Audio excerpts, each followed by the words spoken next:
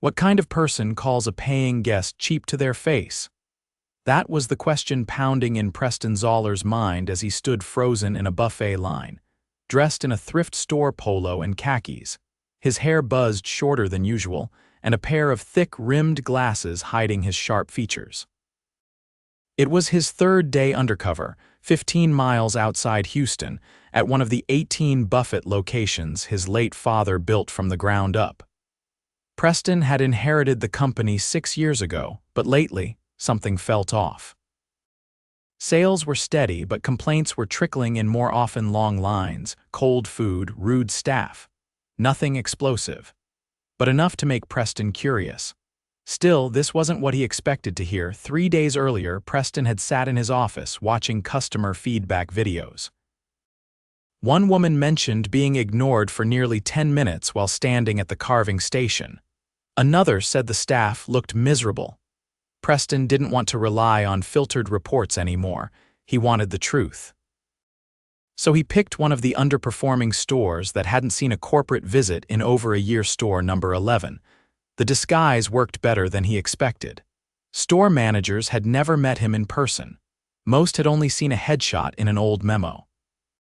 No one spotted the CEO now cleaning tables or waiting in line for meatloaf. He arrived quietly that Monday morning, introducing himself as Paul, a new hire from a staffing agency. The general manager, a stocky man named Rick, barely looked up from his tablet when Preston walked in. "Just shadow Deanna today. You'll be fine," Rick said, already halfway out of the break room. Deanna Johnson, early 30s, sharp-eyed and fast-moving, was the Buffett line supervisor. She was efficient, no doubt. Ran the line like a drill sergeant. But Preston noticed the way her tone shifted depending on who she was talking to. With older customers, she was polite. With families, rushed. And with anyone who looked even slightly underdressed, borderline dismissive. That Wednesday, Preston decided to experience the customer side.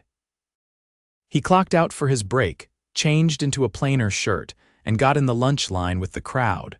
A woman in her 60s stood ahead of him, holding a coupon in one hand and a tray in the other. She wore a floral blouse, her purse strap fraying at the edges. Her smile was tentative as she approached the hot bar. "Just the mashed potatoes and veggies for me, hon," she said softly. Deanna looked her up and down, then scooped a small portion. "You sure that's all? Not getting meat? Guess you're trying to save a buck." The woman laughed awkwardly. "No, Deanna cut her off. "Hey, that's fine, some folks are just cheap." Preston blinked. The word dropped like a brick. The woman froze. Her smile faltered and she glanced around to see if anyone else heard. Preston saw her swallow hard, then quickly shuffle away, head down. He stepped forward, fists clenched, but he kept his voice calm. "Excuse me," Preston said. "Was that necessary?" Deanna looked at him, annoyed. "What? What you just said to that lady?" Deanna shrugged. "She comes in every week with that same coupon, never tips. Always acts like we owe her something. I'm just saying what everyone's thinking." Preston stared at her. "You don't think that's disrespectful?" Deanna narrowed her eyes. "Look, are you some kind of activist or just bored? Take your food and move along."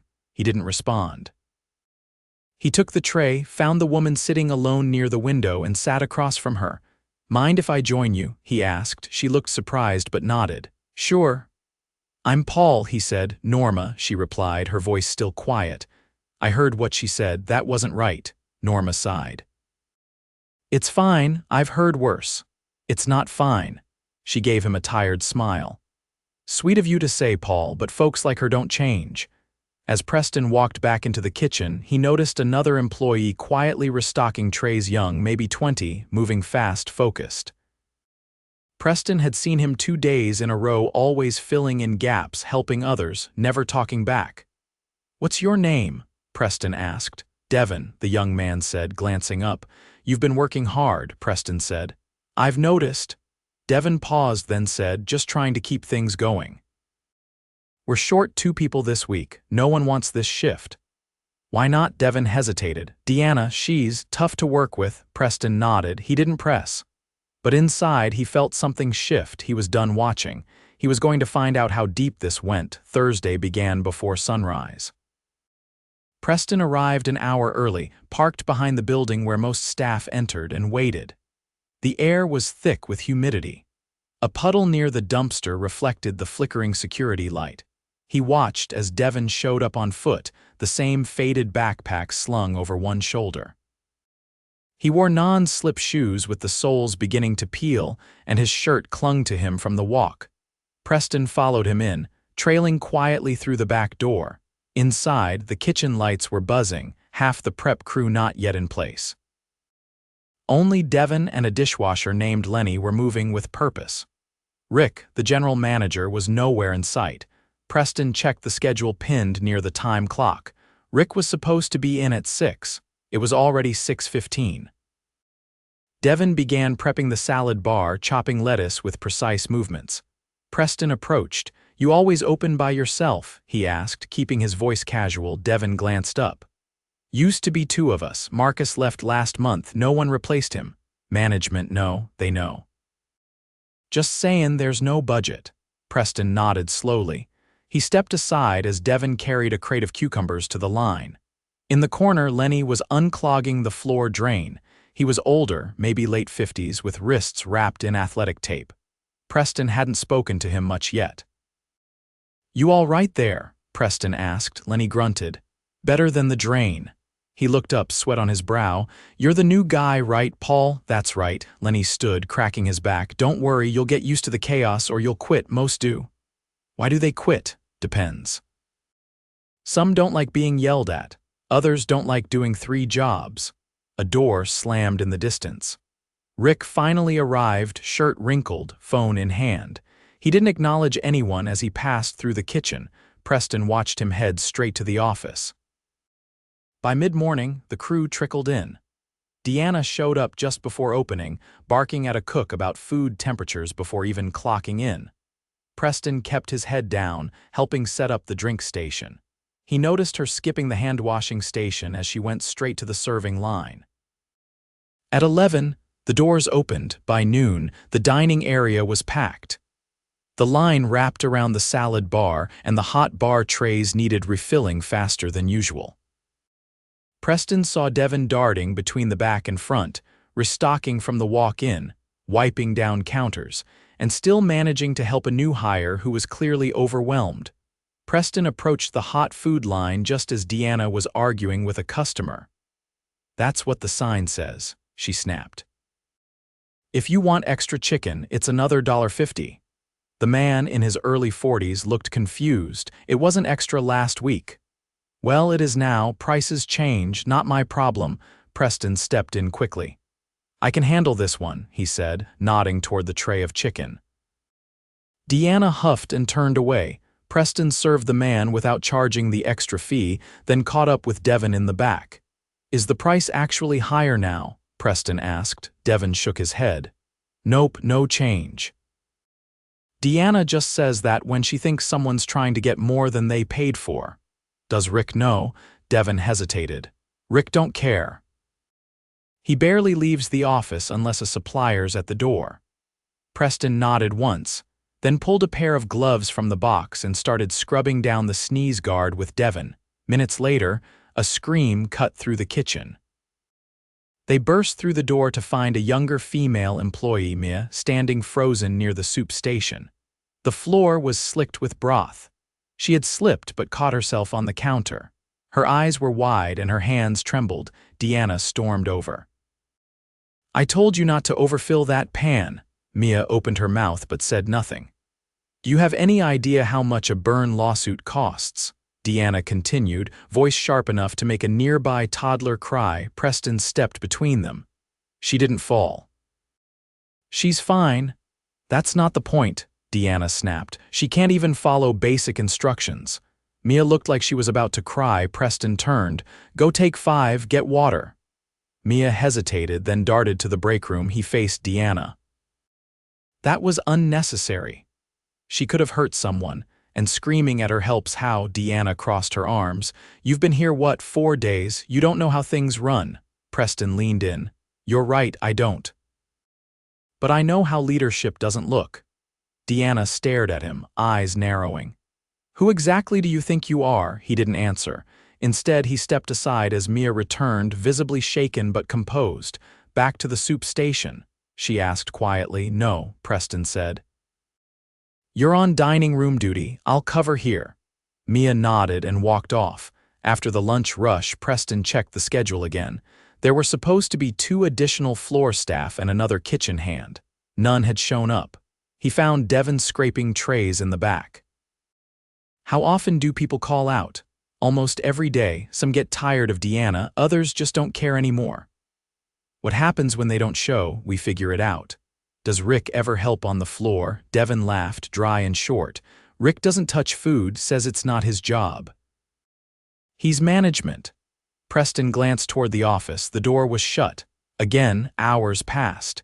Dinner prep began. Lenny was still washing dishes with the same tired rhythm. Devon was now rotating between prep, refills, and helping at the dessert bar. Preston tried to pull more weight, but it was clear the store ran on the backs of 3 or 4 people while the rest coasted or worse, caused harm. At 5:30, a family entered. 2 parents, a boy in a wheelchair, and a teenage girl. They sat near the window. The girl walked up to the dessert bar and asked if they had any nut-free cookies. Deanna was nearby. "Everything's labeled," she said without turning. "If you don't see it, we don't have it." The girl frowned. "My brother has allergies, then maybe don't bring him to a buffet," Deanna snapped. Preston dropped his tray, every head near the line turned. The father stood, clearly shaken. "Excuse me?" Deanna didn't flinch. "I'm just saying it's hard to guarantee anything here's totally allergen-free. Better safe than sorry." The boy looked down at his plate. The girl's eyes welled up. Preston walked over and said, "Sir, I'm very sorry. Let me get something from the back. I'll make sure it's safe. Please don't worry." The father nodded stiffly. Preston turned to Deanna. "Come with me, now." He led her to the back hallway, away from customers. "You're done," he said. She blinked. "Excuse me?" "You're finished. Turn in your apron. You can't fire me. You're a temp." Preston looked her dead in the eye. "No, I'm Preston Zaller. I own this company." Silence. She stared at him, mouth open but no words forming.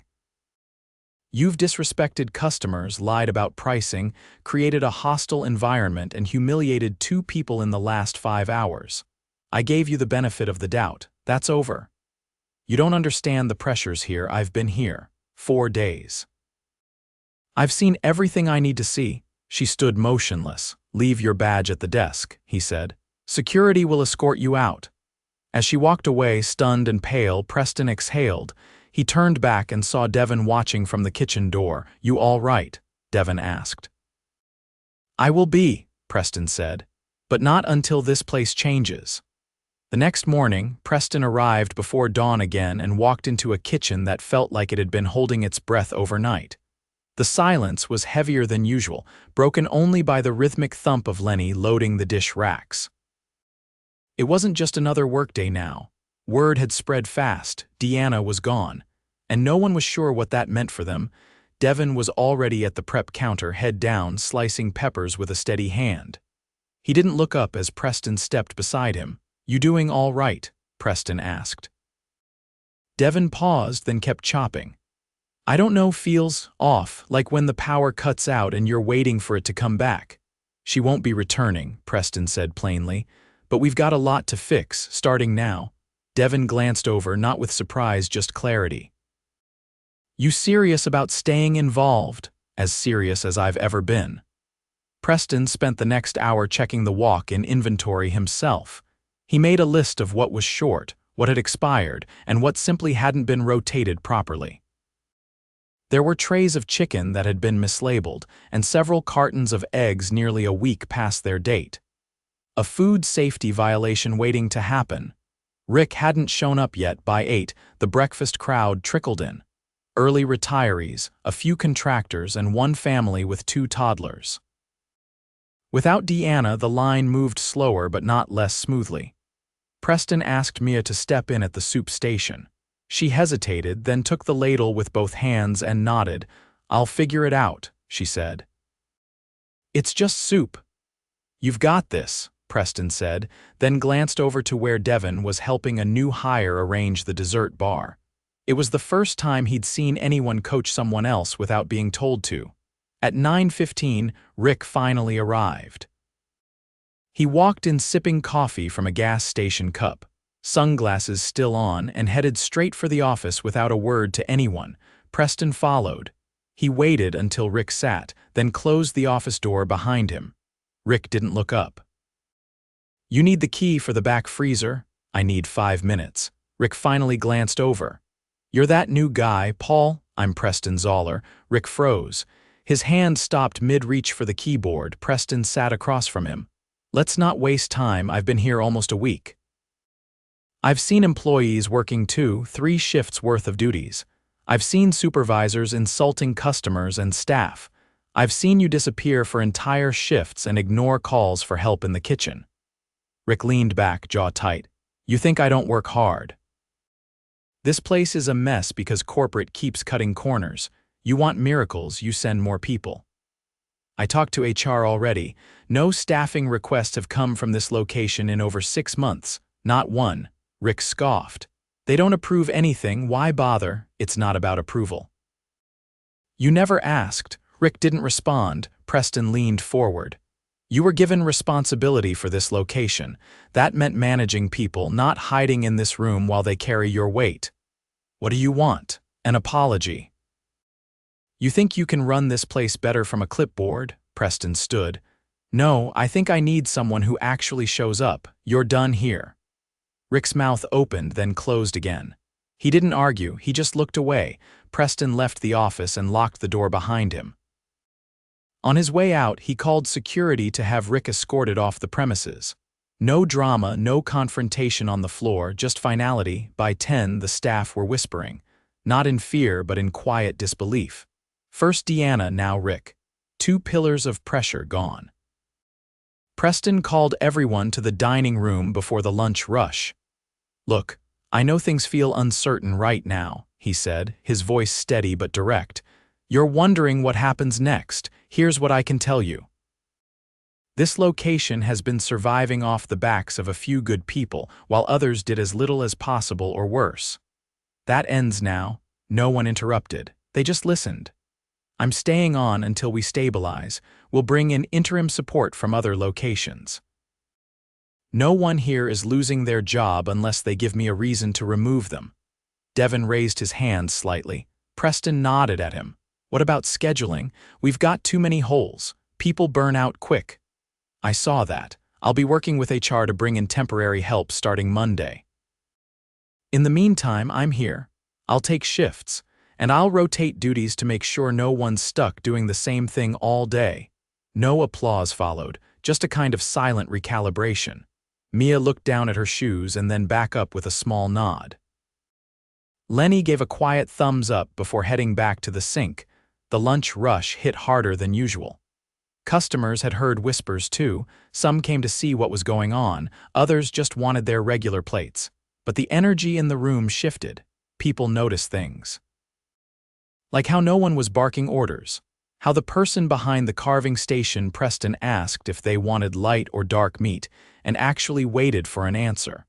How Mia laughed nervously when a kid complimented her soup, and said it wasn't even her best batch. After the rush, Preston found Devin leaning against the prep table sipping water. Not much of a break, but enough. "You ever think about management?" Preston asked him. Devin raised an eyebrow. "Me, you know the systems. People listen to you without being told. You teach without making anyone feel stupid. That's leadership." Devin looked away for a second, then back. "I always figured I'd leave eventually, didn't see much future here." "What if that changed?" Devin didn't answer right away. "I'd want to do it right. Not just a title. You'd have support, training, and you'd help shape what right looks like here." Devin gave a slow nod. "Then yeah, I'd be in." Preston extended a hand. Devin shook it. By late afternoon, Preston had Mia shadow him on the register. She was hesitant at first, said she hated math.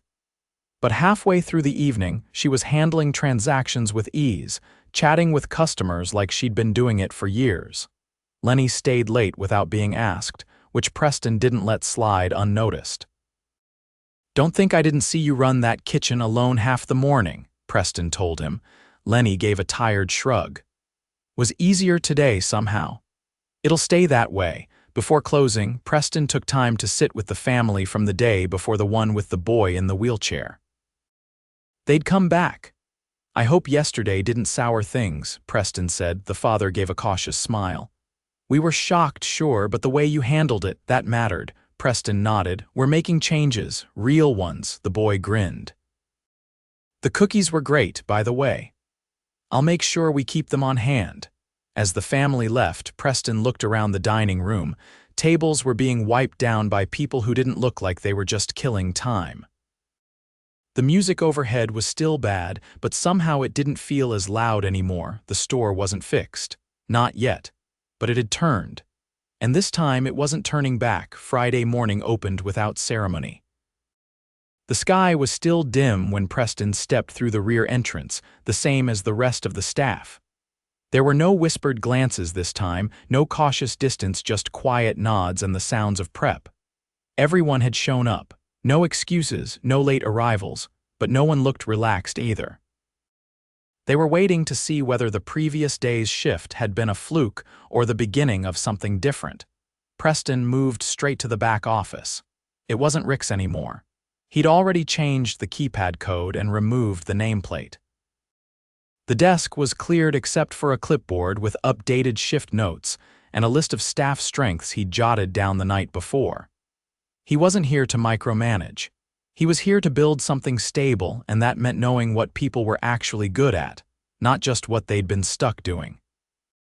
Mia knocked gently and stepped in. "You wanted to see me," Preston gestured to the chair across from him. "Yeah, shut the door." She sat, folding her hands tightly. "I'm moving you off the line next week," he said, her eyes widened. "Did I do something wrong?" "You did a lot of things right.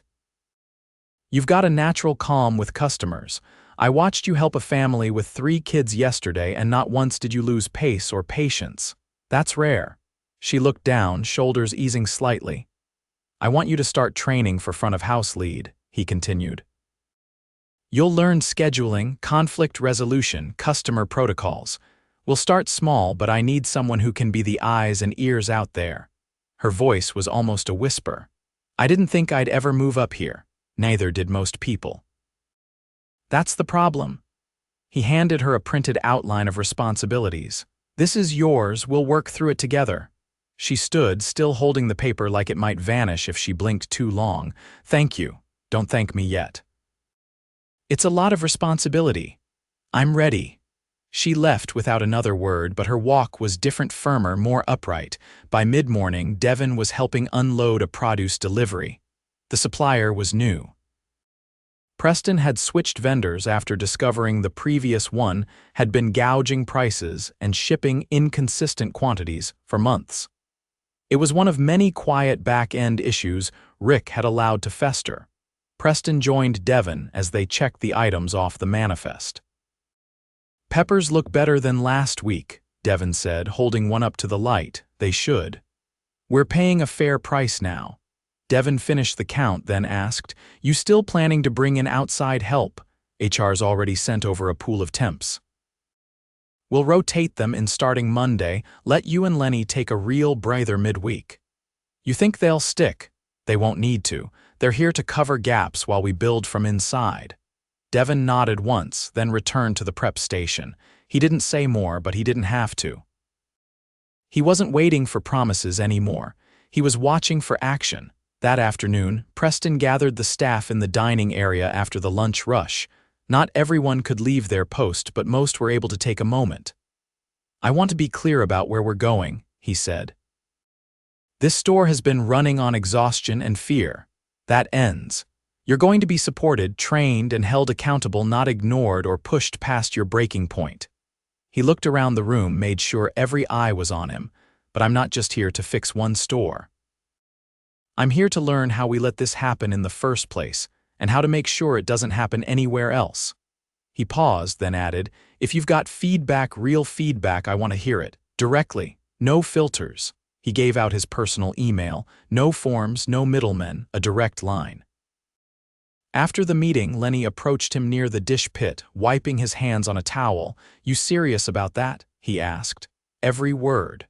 Lenny studied him for a moment. "You're not like your father." "No, but I'm trying to be the kind of leader he would have respected." Lenny nodded. Then maybe this place has a shot.